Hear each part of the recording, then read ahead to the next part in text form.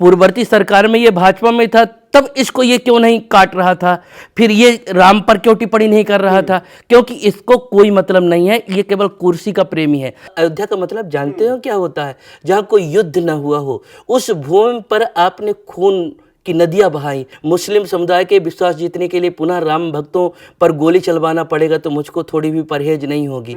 अरे भैया, अगर भाजपा वाले के बाप की बपौती राम मंदिर राम जी नहीं थे तो आप प्रेम से उसी समय मंदिर बनवाना शुरू करवा देते। महाराज जी, जो स्वामी जी हैं वो बार बार हिंदू धर्म के ऊपर इस तरह के कटाक्ष करते हैं, और आज तो कार सेवक जो कार सेवा कर रहे थे उनके ऊपर जो गोलियां चली उनको भी जायज ठहरा रहे हैं। मुलायम सिंह की पार्टी में चले गए तो वो सब कुछ सब जायज होने लगा उनके लिए। स्वामी प्रसाद मौर्य के पास अब बचा और क्या है? राजनीतिक कैरियर समाप्त हो चुका है और अब उसका चेहरा क्या है तो एक बार देख ले। अब केवल कीचड़ छोड़ करके कुछ और नहीं बचा है। हमको तो अगर बोलना हो तो हमको ऐसा लगता है कि स्वामी प्रसाद मौर्य पर कुछ भी बोलना मतलब कीचड़ पर पत्थर मारना है, क्योंकि उसके पास कीचड़ छोड़ करके अब कुछ नहीं बचा। एक राम का विरोध करने का जो मतलब है वो यही है, रहा न कुल को रोवनी हारा। रावण को आप देख लीजिए कि उसने विरोध किया तो पूरा सोने की लंका जल करके खाक हो गई, पूरा परिवार 1 लाख पूत 1.25 लाख नाती, ता रावण घर दिया नवाती, कुछ भी नहीं बचा। तो अब स्वामी प्रसाद मौर्य के पास में बचा क्या है? जहां डिंपल यादव स्वयं इस बात को कह रही है कि हम हिंदू हैं, सनातन धर्मी हैं, और उसके बाद उसके पार्टी में रह करके बार बार उसके ऊपर आक्षेप लगता रहता है, तो ये दोहरा चरित्र है और इसको दोगला शब्द बोलते हैं, बहुत गंदा वर्ड है, और इसके लिए वो भी वर्ड छोटा पड़ रहा है क्योंकि इसके कुकृत्य जिस तरह से आ रहे हैं, जिस तरह से बयान आ रहा है, क्योंकि अब इसको कोई पूछेगा नहीं। अगर ये मुद्दा खत्म हो जाए तो स्वामी प्रसाद मौर्य के पास और क्या बचता है कहने के लिए? अब राजनीति में तो कुछ बचा नहीं, तो अब केवल हमको लोग कैसे जाने, तो अब विरोध करके जो बची कुची थोड़ी बहुत थी वो भी अब डुबाने के लिए लगातार इस तरह से प्रयास करता रहता, बोलता रहता है, ताकि मीडिया वाले 2-4 सुर्खियां दे दे, कोई जाने कि स्वामी प्रसाद मौर्य अभी जिंदा बचा हुआ, बस जिंदा देने का प्रमाण दे रहा है, जबकि जीवित नहीं है। ये मुर्दे के समान ही होते हैं, क्योंकि कीर्ति यश सजीवती, जिसकी कीर्ति अमर होती वही अमर होता है, जिसकी कीर्ति मर जाती है वो व्यक्ति मर जाता है। तो ये पात्र तो खड़ा हो रहा है, पर ये रामादल में नहीं, ये विपरीत दिशा में जो रावण की परंपरा थी, जो कंस की परंपरा थी, उस परंपरा का पोषक कहीं ना कहीं यह दिखाई पड़ रहा है। इसलिए स्वामी प्रसाद मौर्य पर हमको लगता है कि बहुत कुछ भी कहने की जरूरत नहीं है। इसको सबसे बड़ा इसका जो चेहरा है उसको समाज के सामने आप सबको दिखाना चाहिए कि समाज ये देखे इसका असली चाल चरित्र क्या है। तो ये 100 चूहा खा करके बिल्ली हज करने के लिए चली है, इसकी वैसी कहानी है। इसके पहले देख लीजिए, ये बसपा में गया, फिर भाजपा में आया, अब सपा में गया हुआ है। जब ये भाजपा में था तो फिर जय श्री राम बोलेगा। अगर इसको इतनी ही प्रॉब्लम थी, कोई बच्चा तो है नहीं, अभी पूर्ववर्ती सरकार में ये भाजपा में था, तब इसको ये क्यों नहीं काट रहा था, फिर ये राम पर क्यों टिप्पणी नहीं कर रहा था? क्योंकि इसको कोई मतलब नहीं है, ये केवल कुर्सी का प्रेमी है। और दूसरी बात, अगर भाजपा इतनी बुरी ही है तो उसको दुनिया को समझाने, प्रदेशवासियों को समझाने से पहले, देशवासियों को बताने से पहले ये बात अपनी बेटी को नहीं समझाना चाहिए क्या? वो तो उसकी बेटी भाजपा में रह के सांसद बन के मलाई खा रही है, और ये बार बार उल्टा सीधा कभी संघ वालों को, कभी भाजपा वालों को, कभी साधु संतों को, कभी राम मंदिर पर, कभी रामचरितमानस पर टिप्पणी कर रहा है, जबकि यह अज्ञानी है, ना समझ है। इसको प्रथमा खष्टी का ज्ञान नहीं, जब तुम कभी गुरु चरणों में गए नहीं, किसी शब्द का अर्थ ही मतलब नहीं। जिस चौपाई को लेकर के आपने बात किया, आपको याद है ना वो चौपाई, ढोल गमार शूद्र पशु नारी सकल ताड़ना के अधिकारी, तो उसमें अब उसको पता होता शब्दा नाम अनेक अर्थ था, व्याकरण की दृष्टि से शब्दों के अनेक अर्थ होते हैं। और दूसरा भाव दिया है कि मुंडे मुंडे मतिर भिन्ना, हर व्यक्ति अपने अपने भावना के अनुसार सोचता है, समझता है। तो ये बात बताना बहुत जरूरी है। ताड़ना शब्द का शायद जल्दी इस बात को किसी ने नहीं कहा। ताड़ना का मतलब देखना शब्द तो होता है, पर ताड़ना शब्द का मतलब अनुशासन करना भी होता है। और ये हम अपने से नहीं कह रहे हैं कि हम अपने से कुछ कह दिए। एक श्लोक है, लालयेत 5 वर्षाणि 10 वर्षाणि ताड़ेत। बच्चे को 5 वर्ष तक लालन करना चाहिए और 10 वर्ष, 5 से 10 वर्ष की जो आयु होती है उसमें ताड़ना देना चाहिए। तो ताड़ने का मतलब क्या, बच्चे को मार देना चाहिए क्या? ताड़ने का मतलब अनुशासन करना ही होता है। तस्मात् पुत्रंच शिष्यंच ताड़येत न तु लालयेत, मतलब 5 से 10 साल के उसमें ज़्यादा लाड़ प्यार करोगे तो बिगड़ जाएगा। अनुशासित करके, थोड़ी डरा धमका के उसको अनुशासित करके रखो। तो जो 5 से 10 साल के बच्चे को अनुशासित रख लिया, फिर आगे वो कभी आपने प्रणाम करना सिखा दिया, आपने जय श्री राम करना सिखा दिया, कुछ भी संस्कार डाल दिए, वो न्यू का काम करती है। तो ताड़ना का मतलब मारना कहीं नहीं था, अनुशासन अर्थ में लिया गया। और उसमें ढोल गमार शूद्र पशु नारी सभी के अपने अपने एक अलग अलग अर्थ हैं। ढोल कब तक पीटा जाता है, जब तक वो सुरीला नहीं बन जाता। ढोल का मारने का कोई आशय नहीं है, उसको स्वर से बजे। अब भद्दा बजेगा तो फिर अच्छा नहीं लगेगा। तो हर किसी के उसी परिप्रेक्ष्य में लंबा विषय हो जाएगा। तो इसको न तो कुछ किसी शास्त्र का ज्ञान है, न इसको किसी कालखंड का ज्ञान है, न तो ये बिल्कुल अज्ञानी है, उसको मूर्ख कहते हैं एक भाषा में। परंतु वो अपने को ज्ञानी मान बैठा, उसको भ्रम हो गया कि वो सब समझता है, समझता कुछ भी नहीं है। तो उसको उसी श्रेणी में रहने दिया जाए। महाराज जी क्या माने कि जिस तरीके से हिंदू या हिंदू देवी देवताओं या मंदिरों के ऊपर जिस तरीके से कटाक्ष कर दिए जाते हैं, क्या किसी और धर्म के बारे में इस तरह का कोई बयान दे सकते हैं? अगर किसी ने बयान दिया तो किस तरह का असर हुआ हिंदुस्तान के अंदर? वो भय का माहौल पैदा हो चुका था। क्या हिंदुओं के खिलाफ उनकी आस्था जो भावना है वो आहत नहीं होती? हमारे यहाँ थोड़ा सूत्र गलत लग गया। ये भी दर्शकों को अपने दिखा दीजिए कि पूरा सूत्र पढ़ ले और जागृति आ जाए। हमारे यहाँ सूत्र देश के आज़ादी के समय में भी गलत हो गए थोड़ी। सूत्र क्या गलत हुआ कि उसमें अहिंसा परमो धर्मा पढ़ा दिया गया। और उस समय, अब नाम नहीं लूँगा क्योंकि फिर विवादों में कहीं ना कहीं घसीटा जाऊँगा, परंतु आप समझ जाएंगे कि अगर किसी ने गाल पर एक थप्पड़ मारा तो दूसरा गाल दे दीजिए। और सबसे बड़ी कायराना उसमें था कि गणेश शंकर विद्यार्थी की हत्या, हमको भी पूछ लेंगे कल को कि आप किसके तरफ विचार रखते हैं। तो गणेश शंकर विद्यार्थी कानपुर के अंदर, उसकी हत्या निर्मम हत्या होती है। और उसके प्रति संवेदना न होकर के अहिंसा के पुजारी ये बोलते हैं कि इस तरह अपने प्राणों की आहुति देकर के अहिंसा को जीवित करना चाहिए, देश को उन्नत में समर्पित होना चाहिए। तो मैं ये पूछता हूँ कि क्या बहुसंख्यक समाज, हिंदू समाज केवल गाजर मूड़ी है कि जो मन में आए वो रहे, पीटता रहे? तो जो सूत्र बताया गया वो आधा अधूरा बताया गया। काश उसी समय अहिंसा परमो धर्म बताया था, आगे का सूत्र भी जोड़ दिए होते। और आगे का सूत्र सुनकर के बड़ा अच्छा लगेगा आपको, धर्म हिंसा तथैवच। आगे है अहिंसा परमो धर्म, आगे का सूत्र है धर्म हिंसा तथैवच। अगर अपने धर्म की रक्षा करने के लिए, अपने राष्ट्र रक्षा करने के लिए, अपनी माताओं बहनों की रक्षा करने के लिए और अपनी आन बान शान की रक्षा करने के लिए अगर कोई शस्त्र उठाता है तो वो अहिंसा से बड़ा हिंसा करना धर्म है। इस तरह तो अहिंसावादी लेकर के हमारे देश में कोई घुस आएगा, हमारे घर में कोई घुस आएगा और हम उस सूत्र को पढ़ करके तो हमारा घर ही हम सब लूट जाएगा। तो उस सूत्र ही गलत हो गया था। तो जो आपने कहा कि हमारे देवी देवताओं पर और या हम पर टिप्पणी, दूसरे के धर्म पर ऐसे टिप्पणी नहीं कर सकते क्योंकि जिंदा के खा जाते हैं। उसको डर है कि वो उसका भी कहीं किसी न दिन पूरा हो जाए, परंतु हम लोग नहीं डरते इन सब चीज़ों से। और ये सुसंदेश जाना चाहिए हमको। अभी स्वामी प्रसाद मौर्य पर गुस्सा नहीं आता क्योंकि उसको तो मैंने समझ लिया कि नालायक है, वो कीचड़ ही है, परंतु हमको उसके आका लोगों पर अभी मतलब तरस आ रहा है। कैसा दोहरा चरित्र है, तुमको तो लोग पढ़े लिखे समझते हैं, अच्छे समझते हैं, और आप ये क्या कर रहे हो, क्या समझ रहे हो? दोहरा चरित्र नहीं है। पिताजी ने जो गलती किया, राम भक्तों पर, कार से ऊपर एक तो गोली चलाया। पुण्य भूमि अयोध्या का मतलब जानते हो क्या होता है? जहाँ कोई युद्ध न हुआ हो, उस भूमि पर आपने खून की नदियाँ बहाई, आपने राम भक्तों की लाशें बिछाई, राम भक्तों पर गोलियां चलवाई, सरजू जी के पवित्र जल को आपने लाल कर दिया, लाशों के खून से पाट दिया। उसके बाद में माफ़ी तो मांगा नहीं। बाद में भी आपका एक बयान, आपके पिता का एक बयान आता है कि अगर मुस्लिम समुदाय के विश्वास जीतने के लिए पुनः राम भक्तों पर गोली चलवाना पड़ेगा तो मुझको थोड़ी भी परहेज नहीं होगी।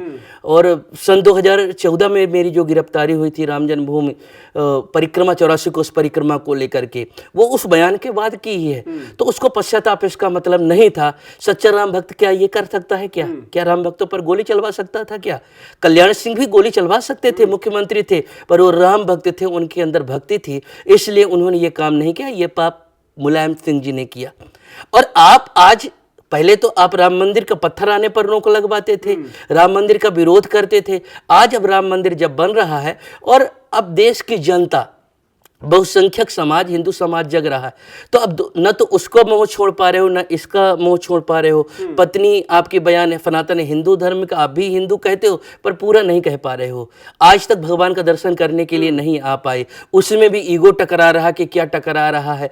पूरे 5 साल कार्यकाल जब रहा तो नया घाट आप कभी गए होंगे जहां लता मंगेशकर चौक बना है, मुझको कहने में कोई कुरेज नहीं है। वहां पर विकास के नाम पर एक गेट बन रहा था और वो गेट में 5 साल के पूरे कार्यकाल में उसमें प्लास्टर तक नहीं हो पाया था और इतना सकरा था, बाद में तोड़वा ही दिया गया।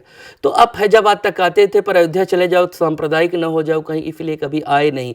तो गुस्सा मुझको मुखिया पर है, क्योंकि आप एक तो राम भक्त होने का, अपने को बड़ा भक्त होने का दिखावा भी करते हो और दूसरी तरफ अपनी पार्टी को उसको राष्ट्रीय सचिव बना के रखे हो, उस पर कार्यवाही नहीं करते हो। तो क्या दोहरा चरित्र नहीं है? क्या ये मतलब छलावा नहीं है? चरित्र तो सामने आ ही गया ना कि जब अगर राम भक्त अगर वहां पर निमंत्रण देने जाते हैं तो वो कहते हैं तो मैं तो पहचानता ही ना, मैं निमंत्रण नहीं लेता, मैं नहीं जाता। तो इस तरह के अखिलेश यादव ने भी बोल दिया है कि मैं शामिल नहीं होऊंगा। उन्होंने निमंत्रण तक को ठुकरा दिया और उन लोगों को पहचानने से मना कर दिया। थोड़ी थोड़ी कुछ बातें चुभती हैं, क्योंकि हम जहाँ तक जानते हैं तो बहुत से परिवार हैं कि कार सेवा में उनके प्राणों की आहुति दी हुई है और बहुत से लोग आंदोलन में उनकी बड़ी कुर्बानियां रही। फिर भी ट्रस्ट ने कहीं ना कहीं बड़ा दिल दिखाया और सबको, राम सबके हैं, आप भी कहते हो राम आपके हैं, तो सबको एकजुटता में बांधने का उन्होंने काम किया है। परंतु फिर भी कहीं ना कहीं थोड़ी बहुत कमी रह गई। एक सीमा में सीमित लोगों को आना था, क्योंकि पूरे लोगों जितने कार्य सेवा में लोग लगे रहे, जितने लोग थे सभी लोग नहीं आ सकते थे। उसमें से भी ये लोग भी, इनके भी पाप धुल जाएं और अब तो कम से कम ये जग जाएं, तो इसके लिए कोशिश किया था।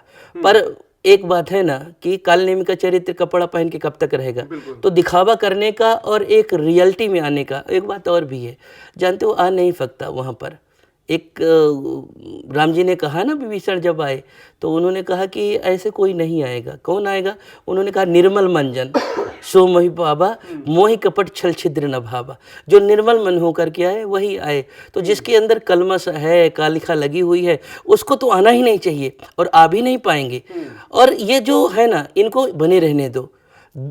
मैं गारंटी के साथ कहता हूँ, इस बात को आप नोट कर लीजिए, कुछ दिनों बाद आप दिखाइएगा कि इनका दिन ज़्यादा दिन नहीं है। अगर इनके यही कर्तव्य रहेंगे, मैं तो अभी भी चाहता हूँ कि इनको भगवान सद्बुद्धि दे, पर सद्बुद्धि नहीं आती तो मैं गारंटी के साथ कहता हूँ कि रहा नकुल को रोवन ही हारा, नाम लेने वाला इनका कोई नहीं बचेगा। सबसे बड़ी बात है, अगर अखिलेश की बात करें, एक महागठबंधन बना जो मोदी को रोकने के लिए। कांग्रेस की बात करें तो कांग्रेस ने तो राम मंदिर को ही काल्पनिक बता दिया, राम को ही काल्पनिक बता दिया। आज अगर निमंत्रण की बात हुई है, निमंत्रण वहां तक पहुंचा है तो उन्होंने भी ठुकरा दिया कि हम नहीं जाएंगे। तो कहीं ना कहीं राम भक्तों से और राम से ही ये जलन है या फिर ये मोदी से जलन है? ये सच्चे राम भक्त नहीं है, क्योंकि कुर्सी की लड़ाई है। उनको राम मंदिर राजनीतिक लगता है। उनको 4 प्रदेशों का जो नतीजा आया, उनको लगता है ये मोदी की जीत है। उनको अभी तक ये समझ में नहीं आ पाया कि सिर्फ मोदी की जीत नहीं है, भाजपा की जीत नहीं है, ये एक विचारधारा की जीत है। जो बहुसंख्यक समाज, हिंदू समाज है, वह कहीं ना कहीं जग रहा है और जगने के साथ में अपने अधिकारों को पहचानने लगा है कि हमको क्या करना है। तो अब बेवकूफ़ बना करके आप वोट नहीं ले सकते। तो ये जो 4 प्रदेशों के अभी जो परिणाम आए हैं, वो उसी विचारधारा की है। पर उनको समझने में अभी फेर है। वो समझते हैं कि मोदी के साथ खड़े हैं। मोदी के साथ देश नहीं खड़ा हुआ है, उस विचारधारा के पास खड़ा हुआ है। ये विरोध तो मोदी का ही कर रहे हैं और मोदी के विरोध में इतने अंधे हो गए हैं कि अभी इनको ये भी समझ नहीं पा रहा। ये अभी वो लोग भी, एक बात तो मुझको मतलब अच्छा लगता है कि हमने नहीं, अपने देश की आज़ादी के बाद में अगर किसी ने स्वप्न देखा था राम राज्य की परिकल्पना को, तो जिन्होंने इनको गोद लेकर के रखा था कांग्रेस वालों में, वही महात्मा गांधी जी ने ही देख के रखा था। उन्होंने कहा था रघुपति राघव राजा राम, पतित पावन सीताराम। आपने सुना? तो राजा राम का मतलब क्या था कि ये एक सूक्ष्म उनका कहीं मनोभाव रहा, संदेश था कि लोकतंत्र जब आएगा तो लोकतंत्र का स्वरूप कैसा होगा। तो आज भी गारंटी के साथ कहते हैं कि अगर एक पार्टी की नहीं, मैं पूरे देश के अंदर की बात कर रहा हूं कि अगर लोकतंत्र का सच्चा स्वरूप है, लोकतंत्र कैसा होना चाहिए, तो राम राज्य की जो परिकल्पना थी, राम जी का जो जीवन चरित्र है, वही लोकतंत्र का मूलभूत स्वरूप है। क्योंकि पंक्ति में खड़ा अंतिम व्यक्ति जो अंत्योदय पंडित दीनदयाल उपाध्याय जिनका, वो कौन है? वो आपको राम जी के जीवन में मिलेगा, निषाद राज के रूप में, शबरी के रूप में, केवट के रूप में, और विदेश नीति में शांति दूत अंगद के रूप में। उसमें कोई आयाम ऐसा नहीं बचा है, कोई ऐसा छूता नहीं है कि अंतिम खड़ा व्यक्ति वो उसके साथ न्याय ना हो रहा हो। और सबसे गंदी बात अपने देश की, कभी कभी हम लोग देखते हैं, हंसी आती है कि 10 वर्ष पहले मर गया होता तब उसके लिए फांसी की सजा आती है। तो देर से मिला, आचार्य चाणक्य ने कहा, देर से मिला न्याय भी अन्याय के बराबर होता है। यहाँ कोर्ट पर चले जाओ ना तो खुदकुशी कर लोगे, निस्तारण ही होने को नहीं आता। राम जी के राज्य में एक बार ही केवल ऐसा समय आया था जब भगवान राम 3 दिन तक राज सिंहासन पर नहीं बैठे। वो काल खंड है सीता जी के निर्वासन का। और तीसरे दिन ही लक्ष्मण को बुला करके कहा, पौर जनस्यत कार्यम न करोति दिने दिने। लक्ष्मण जाकर के देखो कोई दरबार पर आया तो नहीं है। जो राजा अपने प्रजा का कार्य दिन प्रतिदिन नहीं करता है वह नरकगामी होता है। हमारे यहाँ की न्याय प्रणाली भी बड़ी जो ढीली ढाली है। अगर जिस समय देश आजाद हुआ था उसी समय लोकतंत्र का पूरा स्वरूप रामराज की परिकल्पना से कर दिए होते तो शायद आज देश का स्वरूप कुछ और होता। परंतु सरदार वल्लभ भाई पटेल को अगर उस समय प्रधानमंत्री बना दिए होते तो भी कुछ और होता, परंतु उन लोगों ने उस समय नहीं किया। तो लगता है कि 1947 में जो महात्मा गांधी जी ने स्वप्न राजा राम की बात किया था ना, वो राम मंदिर निर्माण के साथ में राष्ट्र मंदिर का निर्माण, रामराज की परिकल्पना साकार हो रही है। और ये क्यों लग रहा है? इसलिए लग रहा है कि आपने जैसा कहा कि जो लोग बाकायदा सुप्रीम कोर्ट में एफिडेविट देते थे कि हल्फनामा लगाते थे राम काल्पनिक है, राम सेतु काल्पनिक है, अब वो कहीं ना कहीं खुद कहते हैं कि राजीव गांधी ने ताला खुलवाया था। अरे भैया, अगर भाजपा वाले के बाप की बपौती राम मंदिर राम जी नहीं थे तो आप प्रेम से उसी समय मंदिर बनवाना शुरू करवा देते, तो संघ वालों को, भाजपा वालों को ये समय ही नहीं मिलता। पर कहीं ना कहीं तुम्हारे अंदर का चोर वो करने नहीं दिया, उसका प्रतिफल ये है कि कटघरे में खड़े हो। तो अब एक बात, राम हमारे हैं, हमारे पूर्वज हैं, हमारे भगवान हैं, तो राम मंदिर के साथ में हृदय में राम राज की परिकल्पना उनके ही मन में कहीं ना कहीं साकार होने लगी। राम को मानने लगे, राम सबके हैं कहने लगे, तो राम सबके तो तुम्हारे भी हैं। तो जो अस्तित्व को नकारते थे उस चीज़ को स्वीकार करने लगे। इससे निश्चित तौर पर कह सकते हैं कि राम राज की परिकल्पना साकार हो रही है। महाराज जी, एक बात ये भी आती है कि राहुल गांधी हैं, हमने कई बार देखा कि कोर्ट के ऊपर जनेऊ पहनते हुए, उन्हें अपने आप से बोलते हुए देखा गया कि वो अपने आप को कौल ब्राह्मण भी बताते हैं। अगर बात राम मंदिर की आती है या फिर गांधी जी की उस बात की भी आती है कि उन्होंने लास्ट में हे राम ही बोला था, अगर हे राम बोला, आप इतने हिंदूवादी हैं, तो राम के निमंत्रण को ठुकराना क्यों? राम मंदिर में मोदी जी के साथ बैठना चाहिए था जैसे संसद में बैठते हैं।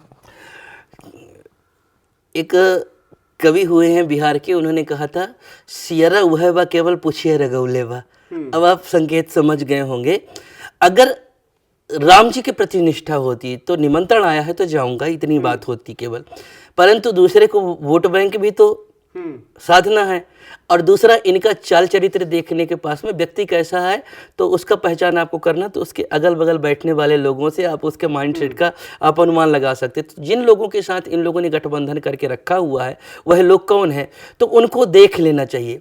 दूसरी बात, राहुल गांधी के जनेऊ पर आप प्रश्न खड़ा करते हैं। मैं इस समय कोई विवादित बयान देने के मूड में नहीं था, पर देश को सच्ची सूचना जाना चाहिए। देश में जितने भी लोग हैं सब ब्राह्मणों की, हर वर्ग के, हर जाति के लोगों की अपनी अपनी वंशावली है। भाई आप लोग वंशावली उठा लो ब्राह्मणों की, और उन ब्राह्मणों में भी आप ये देख लो कि नेहरू सरनेम का कोई ब्राह्मण आपकी वंशावली में है भी कि नहीं है।